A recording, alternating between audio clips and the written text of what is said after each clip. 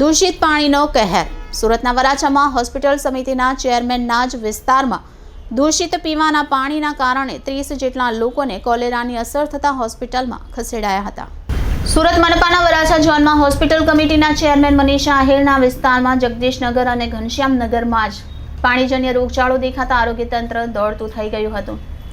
રોગચાળામાં 7 લોકોને ઝાડા ઉલટી જ્યારે 3ને ઝાડા થતા સારવાર માટે સ્મીમેર હોસ્પિટલમાં ખસેડાયા છે. તેમજ હાલ મનપાની 5 ટીમને તૈનાત કરી સર્વે ચાલુ છે.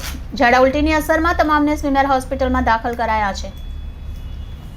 મળતી વિગત મુજબ જગદીશનગરમાં 31 ડિસેમ્બરે ગંદા પાણીની ફરિયાદ મળી હતી. આ વિસ્તારમાં પાલિકાનું અને બોરિંગનું પાણી આવતું હોવાથી પાલિકાએ બંને પાણીના સેમ્પલ લઈને લેબોરેટરીમાં ચકાસણી માટે મોકલ્યા હતા, જ્યાં બોરિંગના સેમ્પલમાં કોઈ ખામી દેખાઈ ન હતી, પરંતુ પાલિકાના પાણીનું એક સેમ્પલ ફેલ ગયું હતું, જેમાં એમોનિયાની માત્રા મળી આવી હતી. જગદીશનગરમાં કમર્શિયલ અને રહેણાંક બંને વિસ્તાર છે.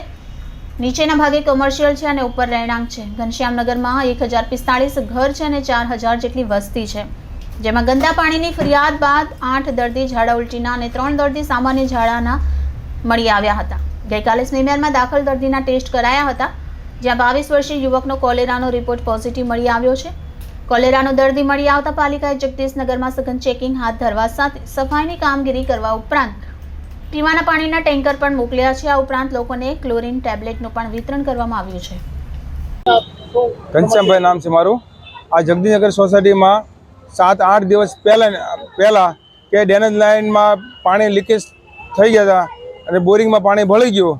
એના હિસાબે ઝાડા ઉલટીના કેસ વધી ગયા છે. એમાંથી 25 થી 30 હાલમાં 10 જણા સ્મીમેર હોસ્પિટલમાં એડમિટ છે, બાકીના રજા આપી દીધી છે. અને મેં જાતે જઈ 2-3 જણા થઈ અને ડેનેજ લાઇનનું પાણી મેં નિકાલ કર્યો છે. ત્યાર પછીના સોમવારથી એસએમસીના અધિકારીઓ આવી સાફ સફાઈ કામે લાગી ગયા છે બધા.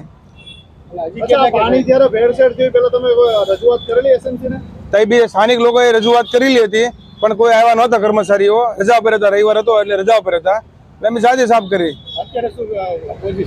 અત્યારે તો માનો કે હવે આજે 2 કેસ આવેલા છે ઝાડા ઉલટીના, એક 45 નંબરમાંથી અને એક 27 નંબરમાંથી. અહીંયા એડમિટ કરેલા છે એસએમસીમાં.